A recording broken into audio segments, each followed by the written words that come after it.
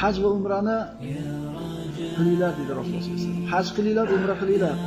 Zero bu ikkisi xuddi olov, xuddi o't, temir, oltin, kumushni kuydirib ichidagi kirini, axlatini qanday ketkizsa, haj bilan umra insondagi faqirlik va gunohlarni shunday tozalaydi dedi. Demak, qaytarib aytamiz, haj bilan umra xuddi o't, temirni, oltinni va kumushni o't kuydirib tozalagandek kishidagi gunohlarni va faqirlikni ketkazadi. Birodarlar, bu sahih hadis.